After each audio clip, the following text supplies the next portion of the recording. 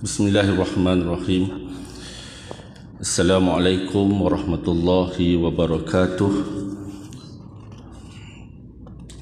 Innal hamdalillah nahmaduhu wa nasta'inuhu wa nastaghfiruh wa na'udzu billahi min syururi anfusina wa min sayyiati a'malina. Man yahdihillahu fala mudhillalah wa man yudlil fala hadiyalah. Wa asyhadu an la ilaha illallah wahdahu la syarikalah wa anna Muhammadan abduhu wa rasuluh.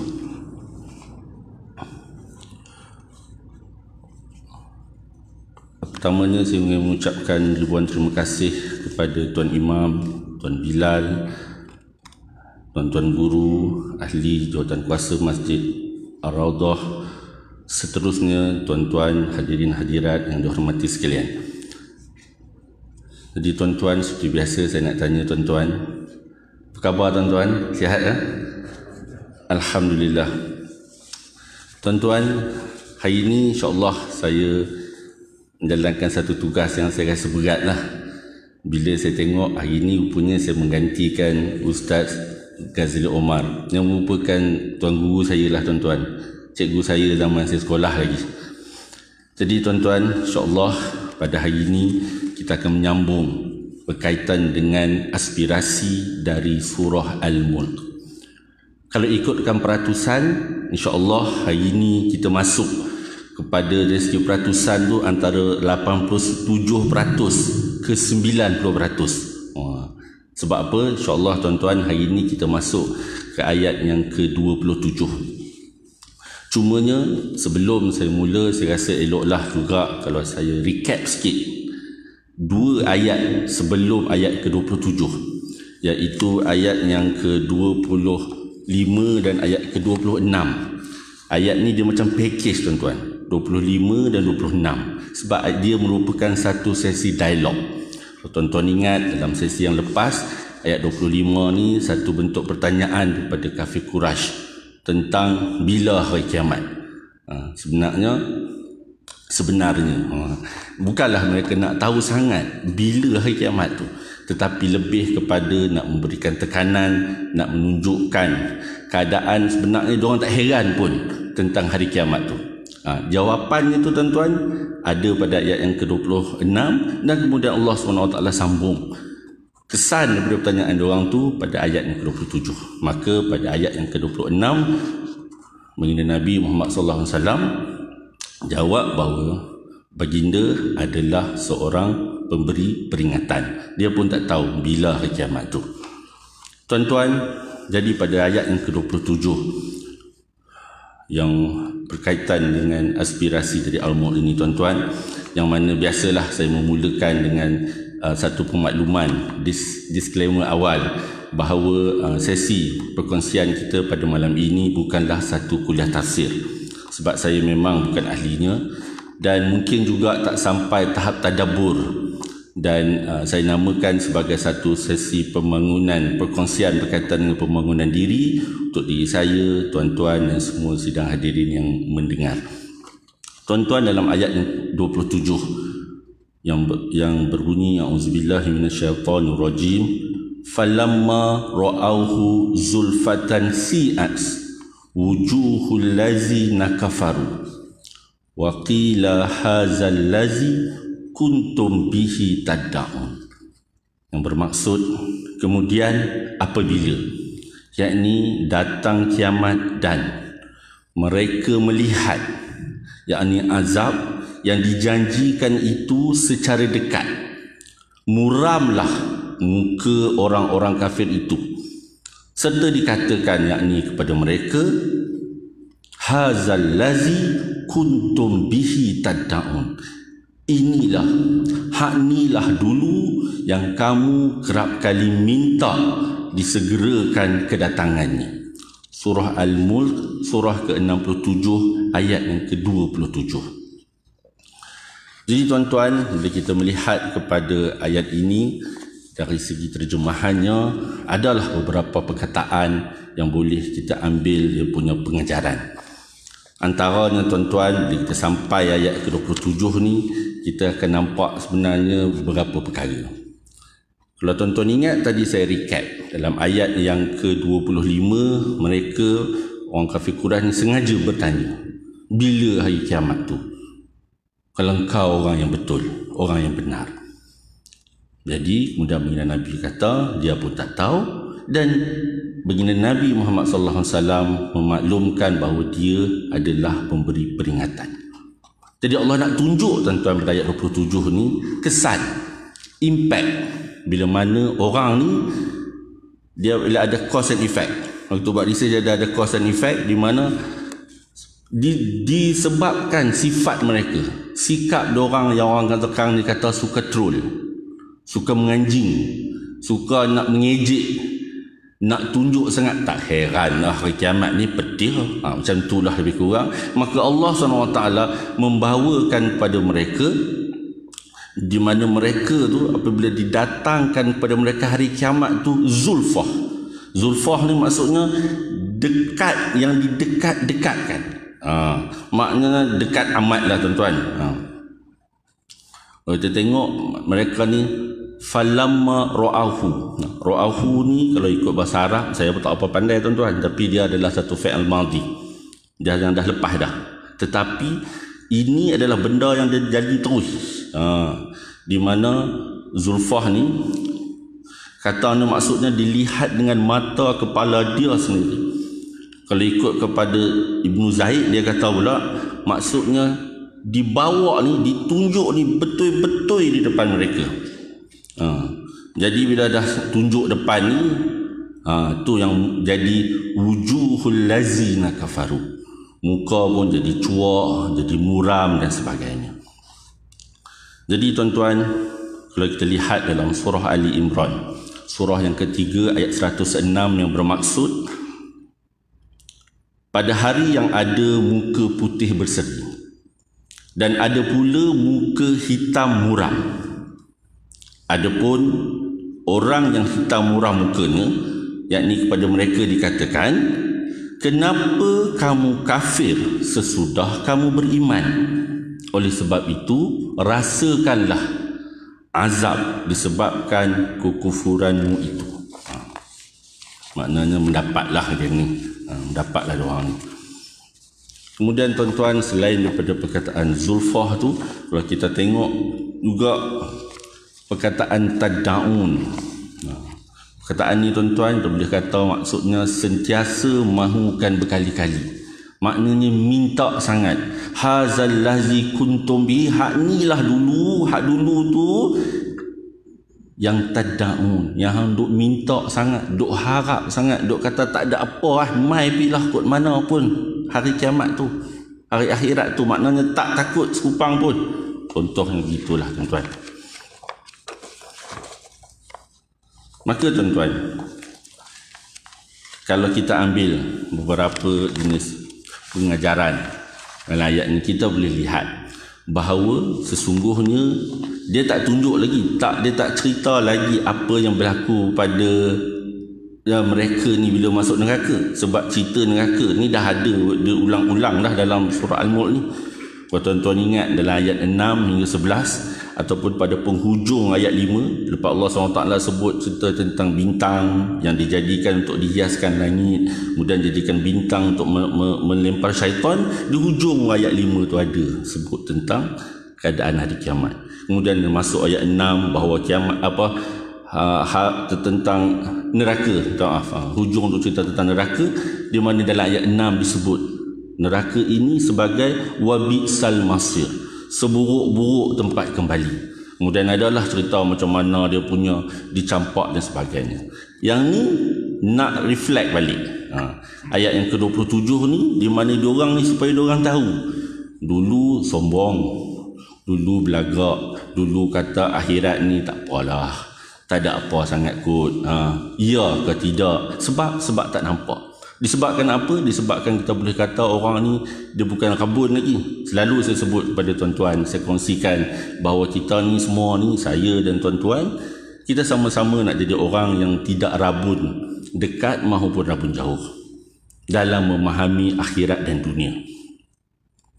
Tapi orang Yang jenis ni yang duk tanya dia tak takut kiamat dan sebagainya ni, tak fikir langsung buat apa pun di dunia, tak apa tak apalah kot, nanti kalau dan aku tobatlah, kalau tak dan pun tak apa macam itulah tuan-tuan. Umpamanya mereka ni saya tak katalah sebagai orang yang kita kata rabun. Kalau rabun dunia ni, rabun dekat ni maksudnya dia tak nampak yang dekat. Rabun dekat, itulah. Rabun dekat ni maksudnya dia tak nampak yang dekat kan, dia nampak yang jauh, nampak akhirat dia contohnya. Tapi dunia ni sebenarnya penting, sebab dunia ni umpan untuk kita nak dapatkan akhirat. Dalam masa yang sama kita pun tak nak rabun jauh. Rabun jauh ni pun jenuh juga. Duk nampak yang dekat, duk ambil segala grab lah, segala apa peluang yang ada, sehingga kita melupakan bahawa kita perlu melihat yang jauh. Tapi untuk mereka ni, kumpulan yang kita kata yang daripada ayat yang ke-25 tadi duk tanya sangat tentang akhirat, tak macam takut, lebih kepada bukan mengambil pengajaran tetapi lebih kepada nak menganjing, nak troll, nak mengejek, nak menyombong dan sebagainya, dibawakan zulfah, dibawakan sedekat-dekatnya ni hari kiamat ni, nah ambil kat hang tengok. Pada waktu itulah tuan-tuan, barulah mereka ni berasa cuak, muram, yang maknanya berasa takut lah. Jadi tuan-tuan, kita boleh tengok sebenarnya bahawa dunia ini umumnya, mudahnya kita kata, kita boleh melihat perbandingan antara orang yang dia melihat dunia ini sebagai satu benda yang penting untuk jambatan ke akhirat, ataupun orang ni dia kata dunia sampai bila-bila pun dia kata tak ada apa, ni semua benda kecil, apa pun boleh, salah pun redah, hak betul dah tentu dah buat, hak yang tak betul pun ambil pi. Jadi tuan-tuan, sekadar nak menunjukkan perbezaan, saya nak mungkin tuan-tuan ada yang bawa pen ke, yang tulis kat phone ke tuan-tuan, untuk kita melihat perbandingan ahli syurga dan neraka yang diutarakan di dalam Al-Quran Karim. Tuan-tuan ambil contoh ahli syurga ni tuan-tuan, nak tunjuk ni cerita wajah ni, cerita muka, cerita keadaan, cerita mereka punya mendengar bagaimana, melihat bagaimana. Tuan-tuan bagi contoh dulu surah Al-Qiyamah, surah ke-75 ayat 22, yang bermaksud di sebahagian ayat itu, wajah mereka pada hari itu berseri-seri. Yang tadi tu tuan-tuan tengok tadi, muka mereka tu duk cuak kan, muram. Yang ni ahli syurga, surah Al-Qiyamah ayat 22, wajah mereka pada hari itu berseri-seri. Manakala dalam surah Al-Qiyamah juga ayat ke-24 disebutkan bahawa wajah ahli neraka ni digambarkan di hujung ayat itu, di sebahagian ayat itu, wajah-wajah mereka pada hari itu bermuram durja. Surah Al-Qiyamah ayat 24. Dan kita boleh tengok juga dalam surah Al-Mutaffifin, surah ke-83 ayat 24. Ahli syurga. Ni nak buat apa comparison. Saya ni tak bawa laptop sebab saya rasa tak apa lah kot. Di mana dalam ayat yang ke-24 ni, surah Al-Mutaffifin, surah 83 ayat 24, yang bermaksud kamu mendapati daripada wajah mereka limpahan kenikmatan. Sedangkan kumpulan ahli neraka ni tuan-tuan, kalau kita tengok pula surah Al-Mu'minun, surah ke-23 ayat 104, disebut wajah mereka disalai api. Kemudian banyak lagi tuan-tuan perbandingan kalau kita nak buat. Jadi tuan-tuan, mudahnya kalau kita ambil antara aspirasi dari Al-Mulk yang bila kita boleh dapat daripada ayat 7 ni, antara lain adalah kita boleh kata berkaitan dengan apa? Berkaitan dengan apabila hati orang ni menjadi bongkak, menjadi sombong, menjadi belagak dan sebagainya. Minta simpang tuan-tuan, minta simpang kita, sebab kita pun tahu nak masuk syurga ni, maka kata kalau ada rasa tu sikit, jam pi dah kita.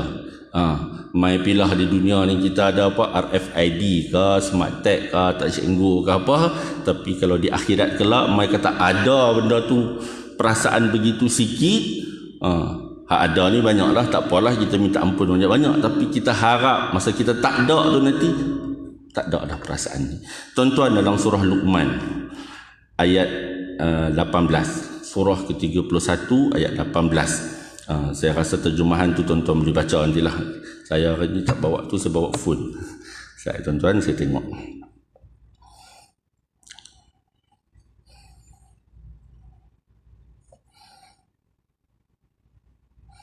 Ini kumpulan yang sombong ni. Surah Luqman ayat 18 yang bermaksud, dan janganlah kamu memalingkan wajah dari manusia, yakni kerana sombong, dan janganlah berjalan di muka bumi dengan angkuh. Sungguh Allah tidak menyukai orang-orang yang sombong dan membangga diri. Satu peringatan untuk saya lah, dan juga tuan-tuan dan semua yang mendengar. Tuan-tuan, perangai sombong ni apa lagi? Dirakamkan lagi tuan-tuan.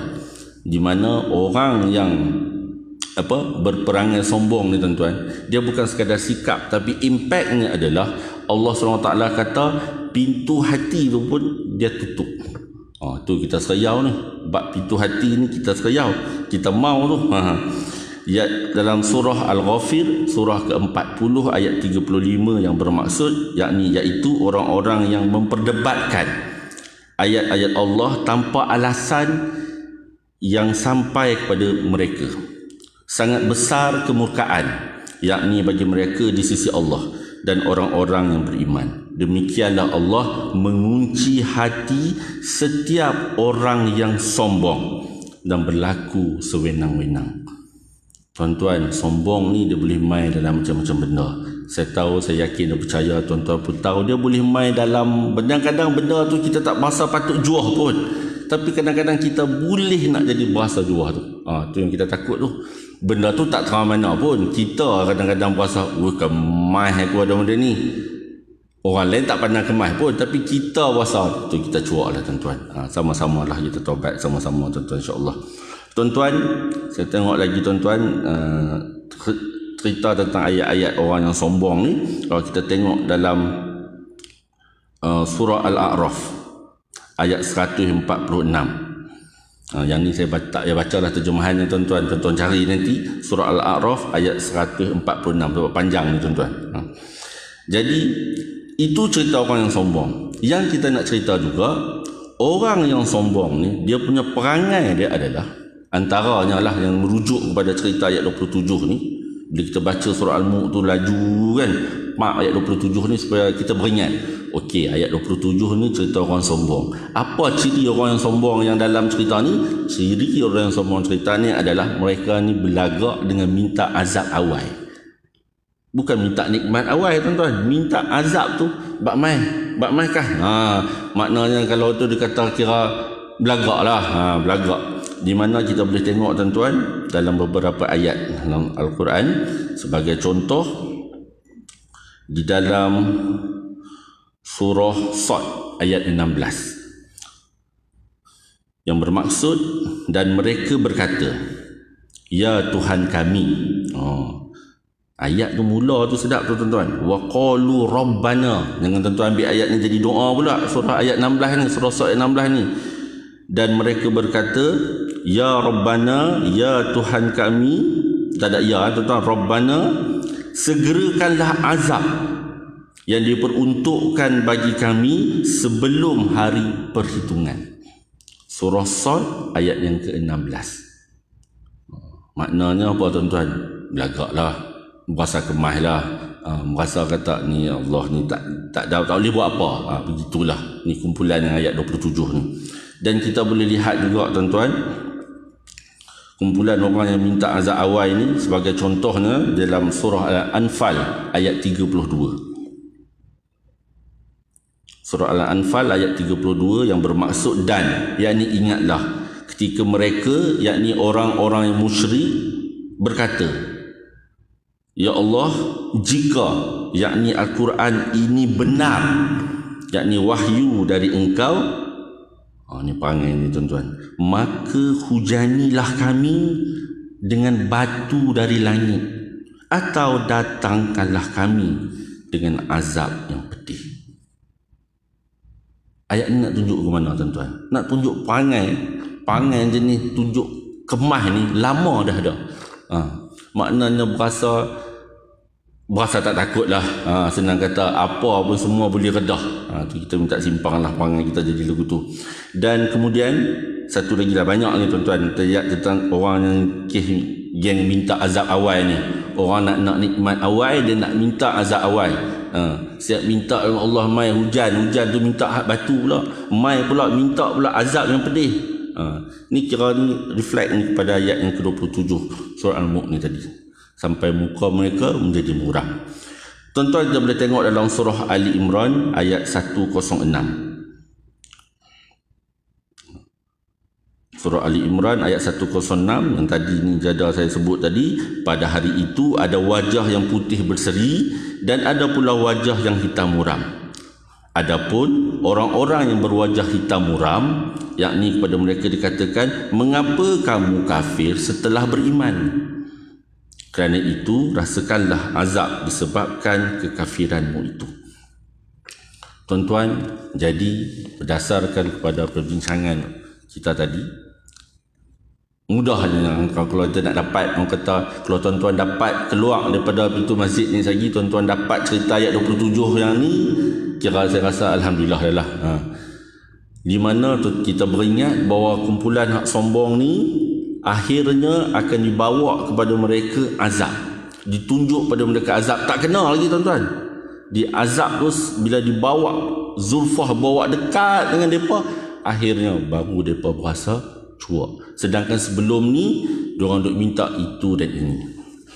Sedangkan tuan-tuan kita pun tahu bahawa kehidupan dunia ni adalah satu benda yang sementara. Saya ada bawa sebenarnya tuan-tuan satu soalan kuis. Adalah, tapi tak payah tunjuk dalam slide, tapi saya bagi tahulah dengan tuan-tuan. Saya bagi satu soalan. Andaikan saya bagi kepada tuan-tuan, sebab dah lama tak mengajak tuan-tuan, ambil mood dulu, ambil feel. Minggu depan baru kelas nak mula. Online juga tuan-tuan. Masuk semester kelima. Saya harap sangat ni adalah semester terakhir lah. Mana-mana pelajar di Malaysia ni belajar online. Rasa lama dah jadi cikgu, tak dapat mengajar daripada depan macam ni. Tuan-tuan, dalam kita memahami tentang dunia, berdasarkanlah kuliah-kuliah yang pernah tuan-tuan hadiri, berdasarkan bila tuan-tuan baca Quran, kadang kita tengok terjemahan, berapa lama dunia ni tuan-tuan, berapa lama tempohnya tu. Saya bagi tuan-tuan pilihan. Soalannya adalah berapa lamakah dunia menurut kepada Al-Quranul Karim. Okey, tuan-tuan, saya ambil A. Pilihan pertama tuan-tuan, A, dunia ni adalah selama 10 hari. Pilihan pertama A. B, dunia adalah selama sehari ataupun setengah hari. B. A 10 hari, B sehari atau setengah hari. Ataupun C, dunia adalah satu pagi ataupun satu petang saja. Ataupun D, pilihan terakhir adalah dunia ni satu saat je.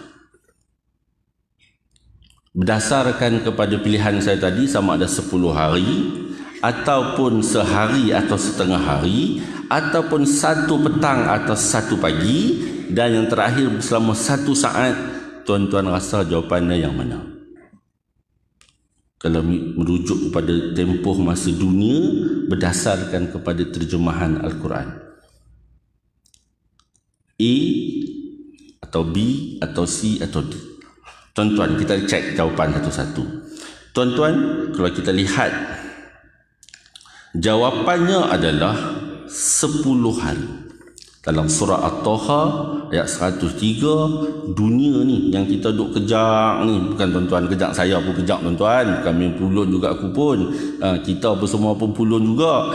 Di mana sedangkan dunia yang kita duk pulun kejar ni tuan-tuan, kalau surah At-Taha ayat 103, yang bermaksud mereka saling berbisik antara satu sama lain. Surah At-Taha ayat 103, tuan-tuan boleh cek. Kamu tinggal, yakni di dunia, tidak lebih dari 10, yakni 10 hari.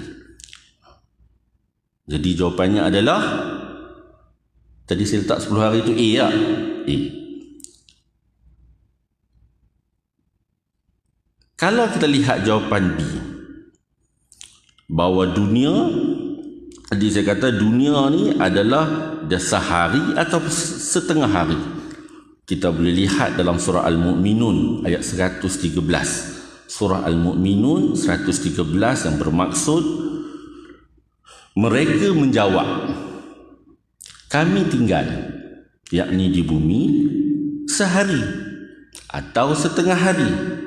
Maka tanyakanlah kepada mereka yang menghitung. Surah Al-Mu'minun ayat 113. Jadi nak ada orang rasa 10 hari, ada orang rasa sehari atau setengah hari. Yang kata dunia ni. Kemudian kalau kita lihat jawapannya sebagai C, tadi saya kata jawapan C itu adalah jawapan 1 pagi ataupun 1 petang.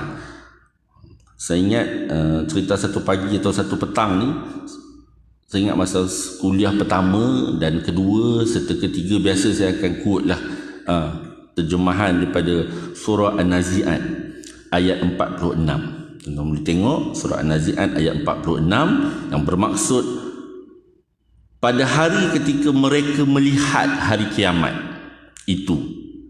Pada hari ketika mereka melihat hari kiamat itu, yakni kerana suasananya yang hebat tu, hak cempera tu, mereka merasa seakan-akan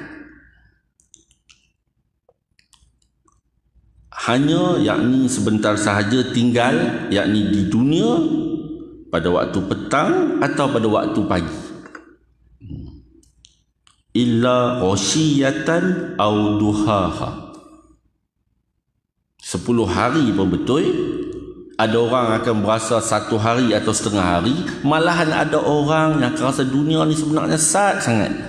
Sampai waktunya kita akan rasa lah, dunia ni sat sangat sampai dia rasa dunia ni hanyalah sekadar 1 petang, main bola apa semua, tak tahu habis mati. Itulah lebih kurang maknanya tempoh tu pendek. Waktu petang ni pendek je. Kemudian ataupun waktu pagi, sepagi, ghasyiyatan aw duhaha. Ataupun kalau kita pilih jawapannya D, tuan-tuan, di mana dunia ini adalah, kalau kita lihat kepada surah Ar-Rum ayat 55. Surah Ar-Rum ayat 55 yang bermaksud dan pada hari, yakni ketika terjadinya kiamat, orang-orang yang berdosa bersumpah bahawa mereka berdiam hanya sesaat. Maknanya dia duduk dunia ni sesaat. Begitulah dahulu mereka dipalingkan, yakni dari kebenaran.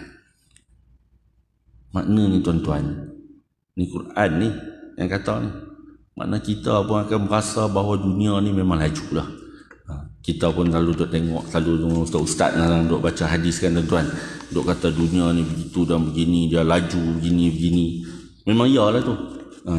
Saya rasa kalau kita minta balik, kita recall balik baju apa kita pakai 4 hari yang lepas, pun kita pun confuse lah, kita lupa nak kata laju tak laju.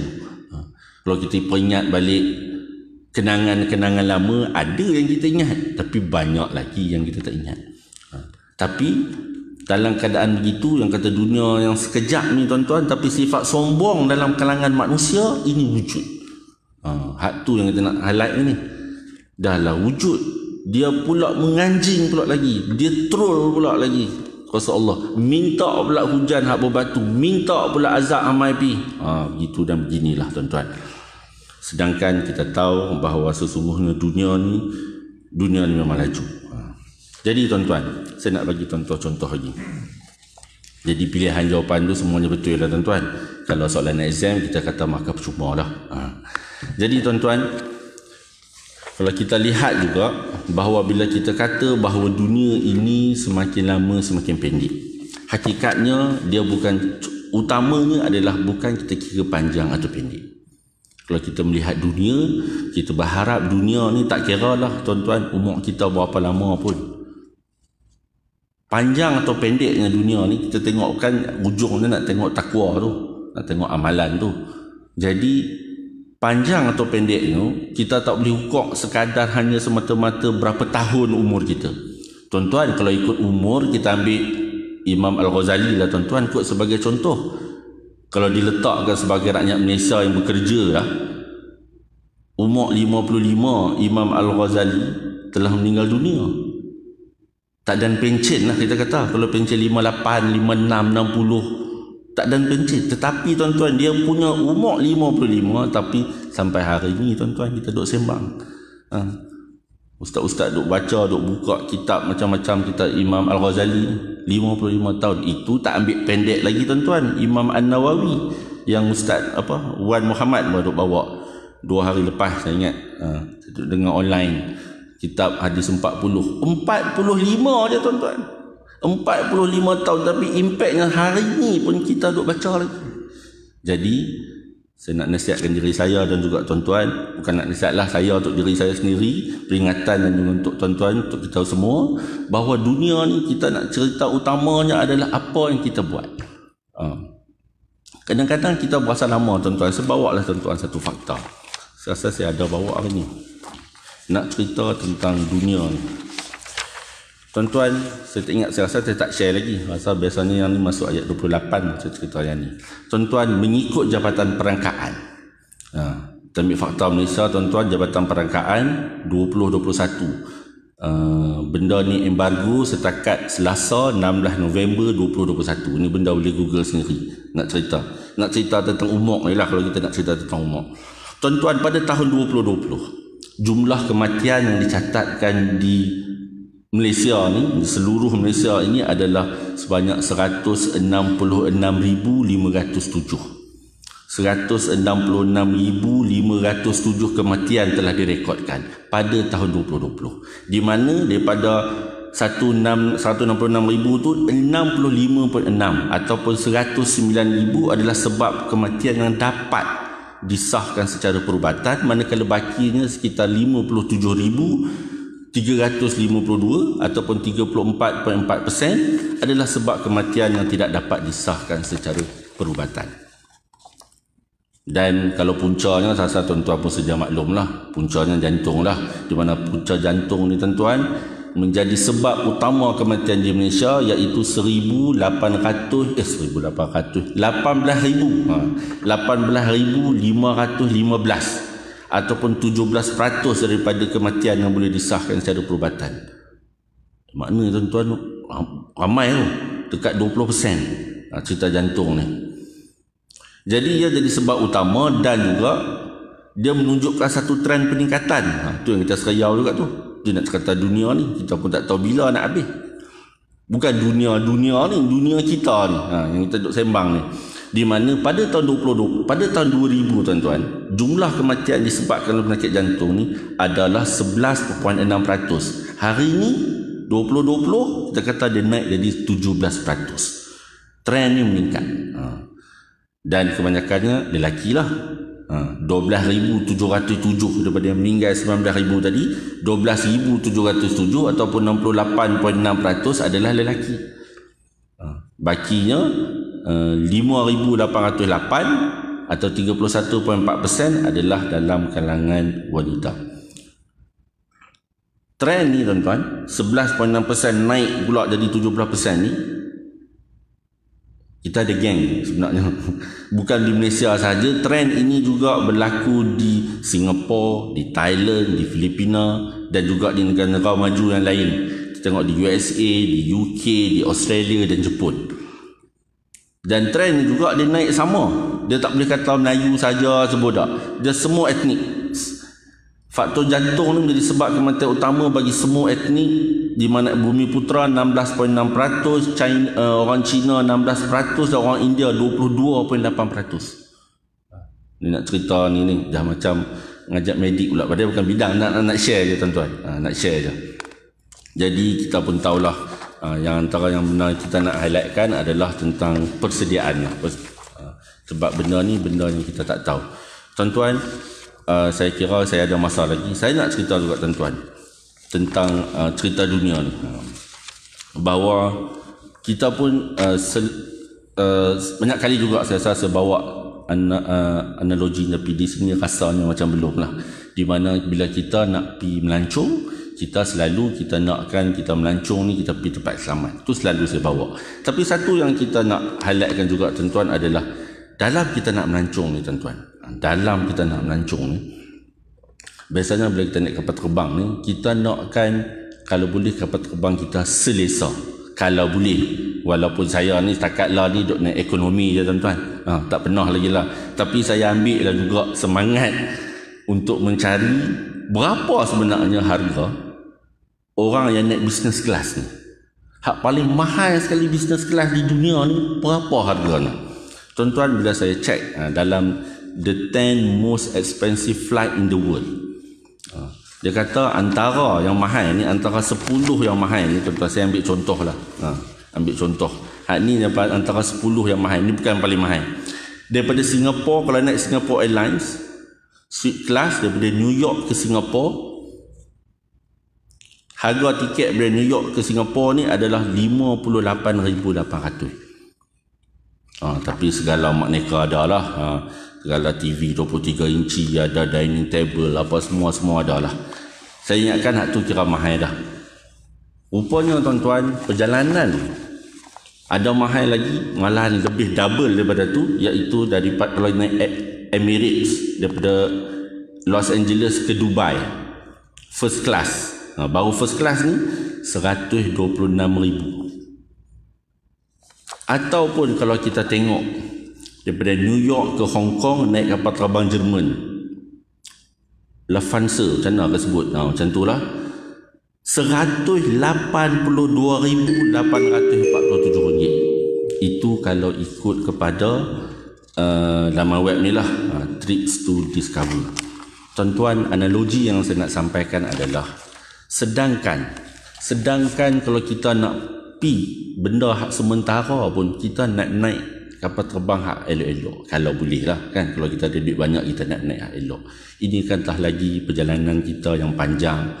Kalau boleh kita pun nak kita duduk dalam kubur tu, kita kalau boleh kita pun nak yang dan tenang kan. Kalau boleh kita pun nak melihat taman-taman syurga. Kalau boleh dah tentu kita tak mau kubur kita menjadi kawah-kawah neraka. Tuan-tuan, boleh tak saya sambung lepas tu sikit tuan-tuan? Jadi insya-Allah kita bagi laluan pada azan insya-Allah.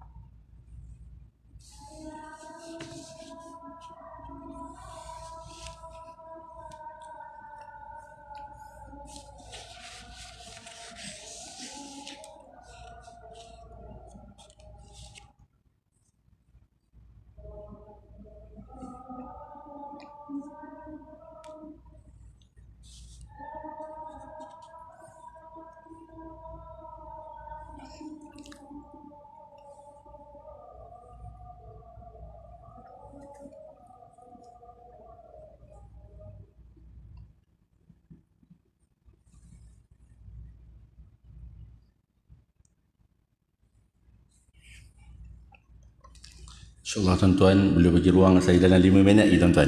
Boleh Terima kasih. Tuan-tuan, tadi saya katakan tentang satu bentuk perjalanan yang panjang, di mana kalau kita nak dapat yang selesa dalam perjalanan tu, maka kita mungkin akan kena bayar benda yang mahal. Begitulah tuan-tuan, kalau kita katakan bahawa duit ini, kalau kita katakan dalam cerita tadi itu duit, maka duit itu menjadi umpan untuk mendapatkan keselesaan. Begitulah juga kita nak supaya kita ni nakkan keselesaan di akhirat dengan kita menggunakan umpan dunia. Apa umpan dunia tuan-tuan? Di mana dengan amalan lah. Kita pun tahu, kita pun amalan ni apa-apa sajalah, apa benda-benda yang berbentuk kebaikan, ketaatan kita tunjukkan kepada Allah SWT, dibuat semata-mata hanya kepada Allah SWT. Hak tu yang pun payah juga tu. Maknanya nak kata nak bersih ni bukan sebabkan suami, bukan sebab isteri, bukan sebab anak, bukan sebab kawan-kawan, tetapi ketaatan itu dibuat lillahi ta'ala. Yang tu yang kita nak kena pujuk hati kita, nak kena cari, nak kena tepih mana yang boleh kikih, mana yang perlu dan sebagainya. Sebab kerana kehidupan di dunia ini memang benda yang penting. Apa saja agenda harian yang kita buat adalah penting untuk nak tentukan nasib kita di akhirat kelak. Tuan-tuan, sebagai tuan-tuan satu contoh lagi. Seandainya kalau kita nak membayar nikmat yang diberi oleh Allah SWT kepada kita, dah tentu dah tuan-tuan pun tahu bahawa dia tidak terbayar. Tetapi andaikan kita letakkan satu saat kehidupan kita perlu membayar sebanyak hanya RM1. Andaikan tuan-tuan, maka tuan-tuan, kalau kita satu saat RM1, kalau kita ada 1 juta duit tuan-tuan, kita hanya mampu untuk hidup selama 11 hari, 13 jam, 46 minit dan 40 saat. Saja, tak terang mana 1 juta. Kalau nikmat Allah SWT bagi kehidupan ni, mai boleh hidung, boleh tarik nafas, mai boleh lena dengan baik, boleh bergerak begitu begini, boleh berfikir menakul dan lain-lain. Kalau kita ambil 1 juta saat lah, maksudnya satu saat RM1, kita hanya boleh hidup sekitar 11 hari 13 jam. Kita kata lain tuan-tuan, andainya kita ada 1 bilion ringgit, di mana sama juga kita bayar setiap 1 saat kehidupan kita dengan kita bayar sebanyak RM1. Tak ambil USD lah, kita ambil RM1. RM1 untuk 1 saat. 1 saat RM1 tu bayar untuk segala nikmat yang Allah SWT bagi. Tuan-tuan, 1 bilion yang nampak banyak, sebilion ni banyak tuan-tuan. 1 bilion pun kita hanya mampu untuk hidup. Kalau benda tu perlu dibayar, hanyalah 1 bilion ringgit tadi untuk tempoh masa 31 tahun. 31 tahun, 8 bulan, 2 minggu, 1 hari, 46 minit, 40 saat. Tak sampai 32 tahun pun tuan-tuan. Kalau ada 1 bilion ringgit, di mana kita bayar 1 hari RM1, 1 saat RM1. Sebab 1 hari itulah ada, kalau 1 hari itu kita akan perlu membelanjakan 86,400. Sebab sehari ada 86,400 saat. Tuan-tuan, yang saya nak highlightkan adalah banyak tuan-tuan, banyak nikmat yang Allah SWT bagi kat kita. Takkan kalau nak kira bayar, tak pada lah tak. Bayar RM1 tak pada. Walaupun sesaat, tapi sesaat ni macam-macam boleh buat tuan-tuan. Kalau seminit tu macam-macam boleh buat. Segala makneka kebaikan boleh buat. Ataupun kalau kita tersalah langkah, segala makneka punya dosa pun kita boleh terkait dalam masa 1 minit. Dunia ni memang menipu. Saya ambil contoh lah tuan-tuan. Satu contoh penipuan. Bukanlah penipuan, tapi satu contoh kesilapan. Mungkin saya pun baru sedang, tuan-tuan mungkin lama dah sedang. Saya daripada kecil, saya suka dengan peta dunia. Sebab tu saya selalu bawa contoh pasal melancong lah, pasal padahal tak pergi terang mana pun. Lebih kepada banyak beli peta je. Daripada peta saya A4 sampai ke peta, saya ada peta besar tuan-tuan. Jadilah nak buat beda angan-angan. Tapi tuan-tuan, rupanya dunia ni, dia kata dunia ni menipu. Dia bukan menipu secara orang kata analogi, tapi dia juga menipu secara literal. Buktinya tuan-tuan, kita tengok peta. Peta dunia pun satu bentuk penipuan. Dia tak betul. Kalau kita tengok peta, kalau kita tengok globe, mungkin nampak macam betul globe. Tapi kalau kita ambil yang jenis print macam ni, tak lah tuan-tuan. Saya bagi contoh tuan-tuan. Tuan-tuan balik, tuan-tuan tengok peta. Tuan-tuan tengok keluasan Egypt, Mesir. Mesir ni besar tuan-tuan. 1,2,450 square kilometer persegi. 1.002 juta kilometer persegi. Tuan-tuan tengok di dalam peta keluasan Egypt berbanding dengan Greenland, berbanding dengan Finland. Finland duduk atas, negara Nordik tu kan, duduk atas tu. Keluasan Finland hanyalah 338,424 km persegi. Tetapi kalau tuan-tuan tengok peta Mesir dengan Finland, tuan-tuan akan nampak macam sama besar. Macam sama besar. Sedangkan tuan-tuan boleh Google, boleh search, menunjukkan bahawa banyak benda yang kita ingatkan betul. Itu baru benda yang menjadi rujukan semua. Saya ingat dulu masa saya sekolah, selalu juga kita duk cuba nak mengapai peta ni, nak buat angan-angan titua ni, aku nak pergi situ, pergi sini, padahal tak pergi pun. Tapi nak kata tu pulun, rupa-rupanya lah tak kena rupanya peta tu. Ambil contoh India lah tuan-tuan.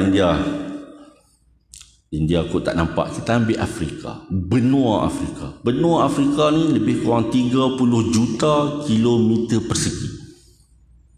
Nampak dalam peta besar. Tapi kita bandingkan dengan Greenland. Tuan tengok Greenland tu, dia duduk kat sebelah Canada kan. Nampak tu pun macam besar tu. Greenland ni besar dia hanyalah 2.16 juta kilometer persegi. Benua Afrika 30 juta kilometer persegi. Maksudnya lebih kurang 15 kali ganda. Tapi kalau tuan-tuan tengok peta, dia nampak macam nak sama besar. Pada kawan ni duk ada 15 kali ganda. Tuan-tuan, itu contoh.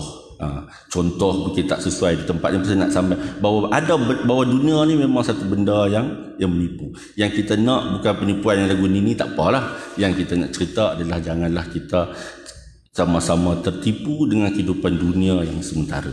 Tuan-tuan, saya ingin membuat kempen yang terakhir lagi tuan-tuan. InsyaAllah pada malam ini, setiap malam seperti mana yang selalu tuan-tuan selalu doa amal, ahli keluarga tuan-tuan doa amal, kawan-kawan doa amal, untuk kita sama-sama meneruskan membaca surah Al-Mulk. Untuk apa? Supaya kita berharap agar transit kita ataupun perjalanan kita ke sana nanti, duk transit di alam kubur ini, kita harapkan menjadi taman-taman syurga dan bercahaya. Tuan-tuan, seperti mana satu hadis daripada Abu Hurairah radhiyallahu anhu, bahawa Rasulullah sallallahu alaihi wasallam bersabda, inna suratan minal Quran salasuna ayah syafa'at li rajulin hatta ghufiralah wa hiya suratun tabarakallazi biyadihil mulk.